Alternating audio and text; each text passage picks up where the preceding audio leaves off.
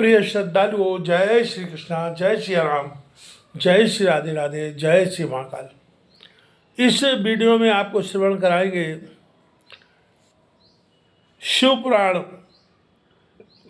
के भस्म विषय पर प्रवचन। मर्त्यों, भस्म संपूर्ण मंगलों को देने वाला तथा उत्तम है। उसके दो भेद बताए गए हैं, उन भेदों का मैं वर्णन करता हूँ, सावधान होकर सुनो। एक को महाभस्म जानना चाहिए और दूसरे को स्वल्प भस्म। महाभस्म के भी अनेक भेद हैं, वह 3 प्रकार का कहा गया है।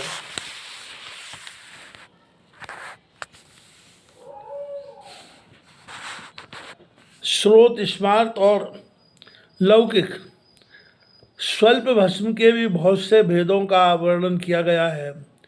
स्रोत और स्मार्त भस्म को केवल ध्वजों के ही उपयोग में आने के योग्य कहा गया है। तीसरा जो लौकिक भस्म है, वह अन्य सब लोगों के भी उपयोग में आ सकता है। श्रेष्ठ महर्षियों ने यह बताया है कि ध्वजों को वैदिक मंत्र के उच्चारण पूर्वक भस्म धारण करना चाहिए। दूसरे लोगों के लिए बिना मंत्र के ही केवल धारण करने का विधान है। जले हुए गोबर से प्रकट होने वाला भस्म आग्नेय कहलाता है। महामुने वह भी त्रिपुंड का द्रव्य है, ऐसा कहा गया है। अग्निहोत्र से उत्पन्न हुए भस्म का भी मनीषी पुरुषों को संग्रह करना चाहिए। अन्य यज्ञ से प्रकट हुआ भस्म भी त्रिपुंड धारण के काम में आ सकता है। जावालोपनिषद में आए हुए अग्नि इत्यादि 7 मंत्रों द्वारा जल मिश्रित भस्म से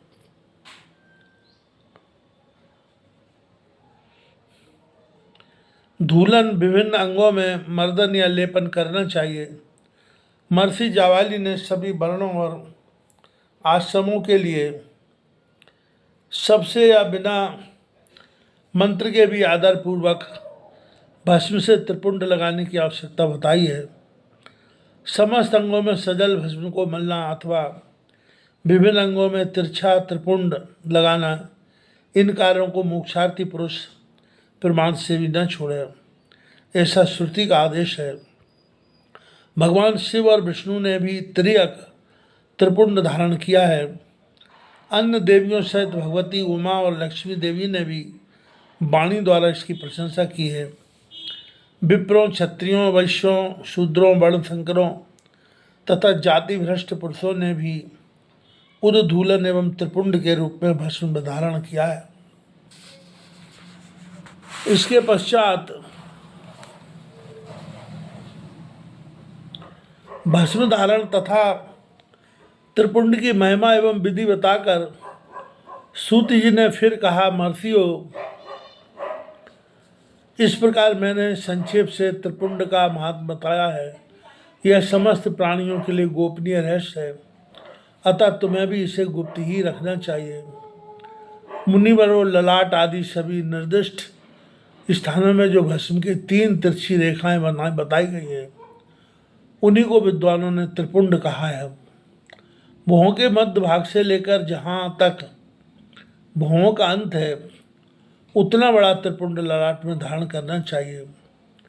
मध्यमा और अनामिका अंगुली से 2 रेखाएं करके बीच में अंगुष्ठ द्वारा प्रतिलोम भाव से की गई रेखा त्रिपुंड कहलाती है। अथवा बीच की 3 अंगुलियों से भस्म लेकर यत्नपूर्वक भक्ति भाव से ललाट में त्रिपुंड धारण करें। त्रिपुंड अत्यंत उत्तम तथा भोग और मोक्ष को देने वाला है। त्रिपुंड की 3 रेखाओं में से प्रत्येक के 9 देवता है, जो सभी अंगों में स्थित हैं। मैं उनका परिचय देता हूँ, सावधान होकर सुनो। मुनिवर और प्रणव का प्रथम अक्षर आकार गार्हपत्य, अग्नि, पृथ्वी, धर्म, रजोगुण, ऋग्वेद, क्रिया शक्ति, प्रातः, शवन तथा महादेव, ये त्रिपुंड की प्रथम रेखा के 9 देवता हैं। यह बात शिव दीक्षा परायण पुरुषों को अच्छी तरह समझ लेनी चाहिए। प्रणव का दूसरा अक्षर उकार, दक्षिणाग्नि, आकाश, सत्वगुण, यजुर्वेद, मध्य दिन शमन इच्छा शक्ति अंतरात्मा तथा महेश्वर, ये दूसरी रेखा के 9 देवता हैं। प्रणव का तीसरा अक्षर मकार, आह्वानीय अग्नि, परमात्मा तमोगुण धूलोक ज्ञान शक्ति सामवेद।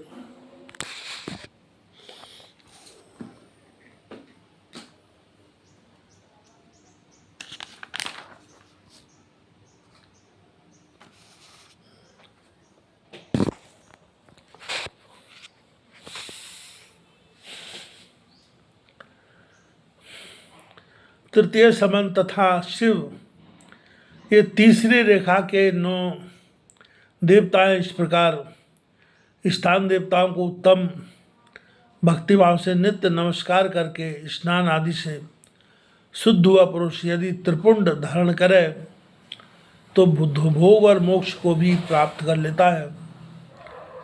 मुनीश्वर ये संपूर्ण अंगों में स्थान देवता बताए गए हैं। अब इनके संबंधी स्थान बताता हूँ, भक्तिपूर्वक सुनो। 32, 16, 8 अथवा 5 स्थानों में त्रिपुंड का न्यास करें। मस्तक, ललाट, दोनों कान, दोनों नेत्र, दोनों नासिका, मुख, कंड, दोनों हाथों, दोनों कोहनी, दोनों कलाई, हृदय, दोनों पार्श्वभाग, नाभि, दोनों अंडकोश, दोनों ऊन, दोनों गुल्फ, दोनों घुटने, दोनों पिडली और दोनों पैर, ये 32 उत्तम स्थान हैं। इनमें क्रमशः अग्नि, जल, पृथ्वी, वायु, 10 दिक् प्रदेश, 10 दिक्पाल तथा 8 वसुओं का निवास है। धर, ध्रुव, सोम, ताप, अनिल, अनल, प्रत्युष और प्रभास, ये 8 वसु कहे गए हैं। इस सब का नाम मात्र लेकर इनके स्थानों में विद्वान पुरुष त्रिपुंड धारण करें अथवा एकाग्रचित्त हो 16 स्थान में ही त्रिपुंड धारण करें। मस्तक, ललाट, कंठ, दोनों कंधों, दोनों भुजाओं, दोनों कोहनियों तथा दोनों कलाइयों में, हृदय में, नाभि में, दोनों पसलियों में तथा पृष्ठभाग में त्रिपुंड लगाकर वहाँ दोनों अश्विनी कुमारों का, शिव, शक्ति, रुद्र, ईश तथा नारद का और बामा आदि 9 शक्तियों का पूजन करें। ये सब मिलकर 16 देवता हैं। अश्विनी कुमार 2 कहे गए हैं, नासत तो दस्त्र अथवा मस्तक, केश, दोनों कान, मुख, दोनों भुजा, हृदय, नाभि, दोनों उरु, दोनों जानू, दोनों पैर,